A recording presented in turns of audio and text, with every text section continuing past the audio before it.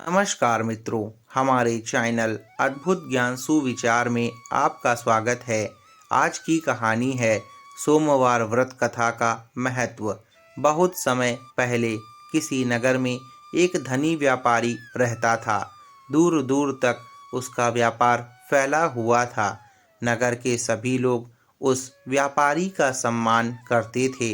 इतने सब कुछ से संपन्न होने के बाद भी वह व्यापारी बहुत दुखी था, क्योंकि उसका कोई पुत्र नहीं था, जिस कारण अपने मृत्यु के पश्चात व्यापार के उत्तराधिकारी की चिंता उसे हमेशा सताती रहती थी।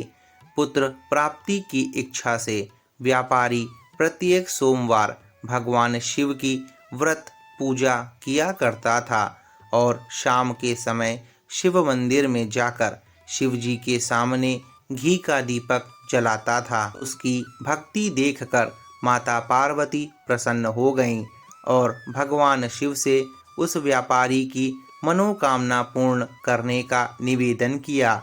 भगवान शिव बोले, इस संसार में सभी को उसके कर्म के अनुसार ही फल की प्राप्ति होती है।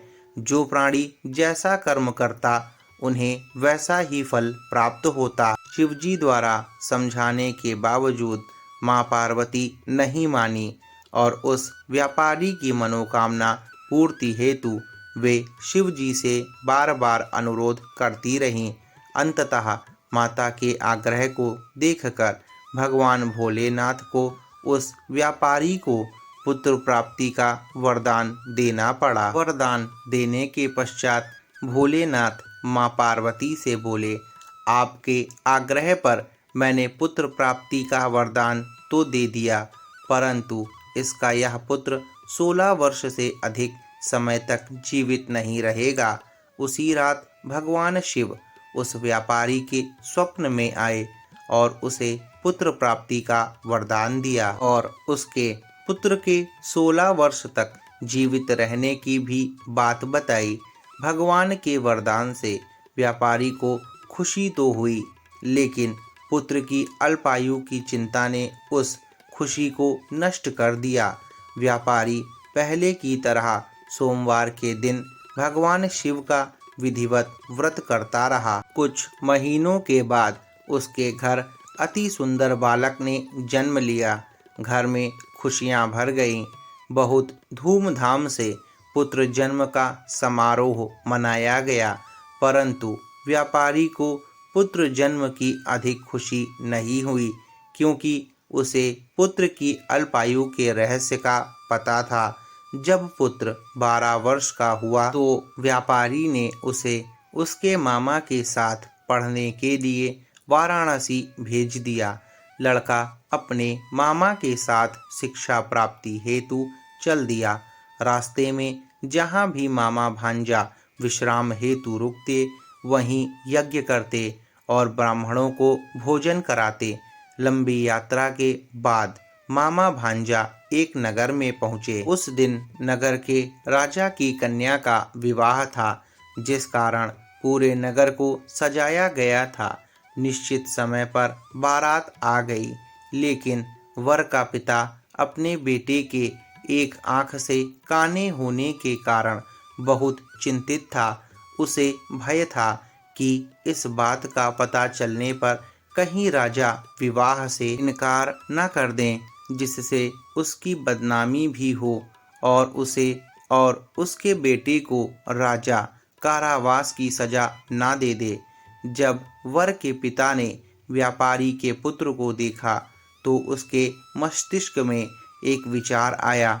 उसने सोचा, क्यों ना इस लड़के को दूल्हा बनाकर विवाह करा दूं। विवाह के बाद इसको धन देकर विदा कर दूंगा और राजकुमारी को अपने नगर ले जाऊंगा। वर के पिता ने लड़के के मामा से इस संबंध में बात की। मामा ने धन मिलने के लालच में वर के पिता की बात स्वीकार कर ली। लड़के को दूल्हे का वस्त्र पहनाकर राजकुमारी से विवाह कर दिया गया। राजा ने राजकुमारी को बहुत सारा धन दिया, पर विदाई से पहले ही लड़के ने सारी बात राजकुमारी को बता दी और जैसे ही राजा तक यह बात पहुंची, उसने तुरंत दूल्हा और उसके बाप को कैद करवा दिया और उन मामा भांजे को वहां से जाने दिया। लड़का अपने मामा के साथ काशी पहुंच गया और वहां पर पढ़ना शुरू किया। जब उसकी आयु 16 वर्ष की हुई तो उसने यज्ञ किया। यज्ञ की समाप्ति पर ब्राह्मणों को भोजन कराया और खूब अन्न वस्त्र दान किए और फिर रात को वह अपने शयन कक्ष में सो गया। शिव जी के वरदान के अनुसार शयनावस्था में ही उसके प्राण पखेरु उड़ गए। सूर्योदय पर मामा मृत भांजे को देखकर रोने पीटने लगा। आसपास के लोग भी एकत्र होकर दुख प्रकट करने लगे।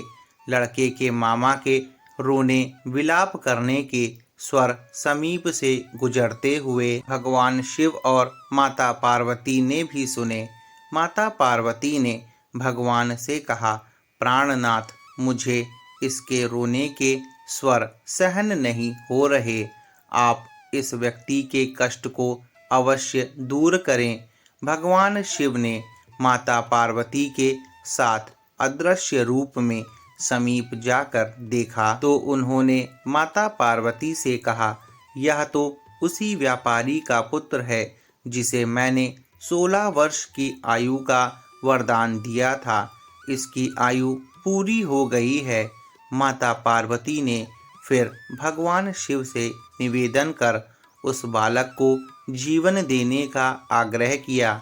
माता पार्वती के आग्रह पर भगवान शिव ने उस लड़के को जीवित होने का वरदान दिया और कुछ ही पल में वह जीवित होकर उठ बैठा।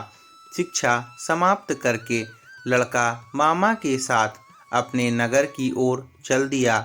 दोनों चलते हुए उसी नगर में पहुँचे जहाँ उसका विवाह हुआ था। उस नगर में भी यज्ञ का आयोजन किया। समीप से गुजरते हुए नगर के राजा ने यज्ञ का आयोजन देखा और उसने तुरंत ही लड़के और उसके मामा को पहचान लिया। यज्ञ के समाप्त होने पर राजा मामा और लड़के को महल में ले गया और कुछ दिन उन्हें महल में रखकर बहुत सा धन, वस्त्र आदि देकर राजकुमारी के साथ विदा किया। इधर व्यापारी और उसकी पत्नी अपने बेटे की प्रतीक्षा कर रहे थे।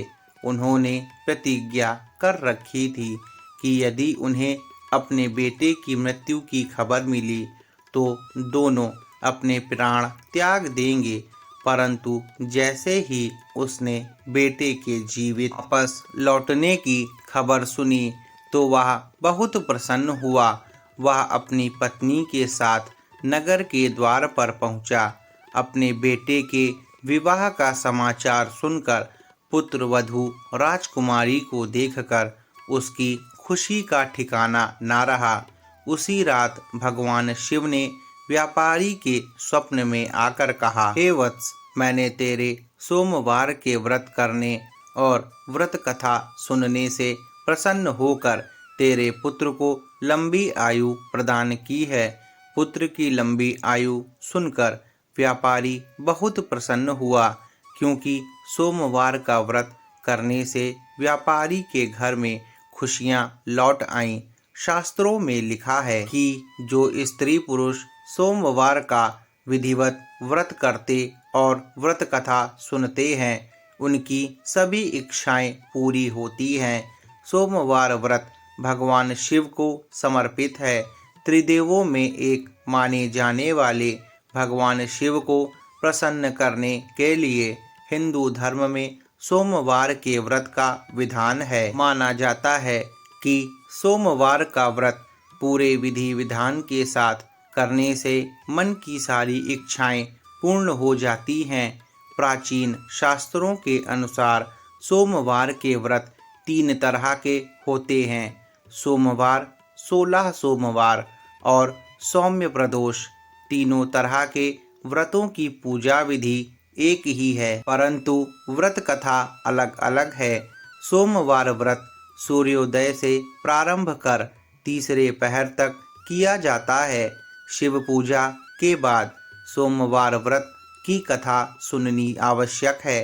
व्रत करने वाले को दिन में एक बार भोजन करना चाहिए। सोमवार के दिन ब्रह्म मुहूर्त में सोकर उठें। पूरे घर की सफाई कर स्नान आदि से निवृत्त हो जाएं। गंगा जल या पवित्र जल को पूरे घर में छिड़कें। घर में ही किसी पवित्र स्थान पर भगवान शिव की मूर्ति या चित्र स्थापित करें और विधि विधान से उनकी पूजा अर्चना करें। इस व्रत को करने से हर मनोकामना पूर्ण होती है। मित्रों, आशा करते हैं कि आपको ये सोमवार व्रत कथा का महत्व समझ आया होगा और आगे भी ऐसी ही कथाएं और पौराणिक कहानियां सुनने के लिए हमारे चैनल अद्भुत ज्ञान सुविचार को सब्सक्राइब करना ना भूलें।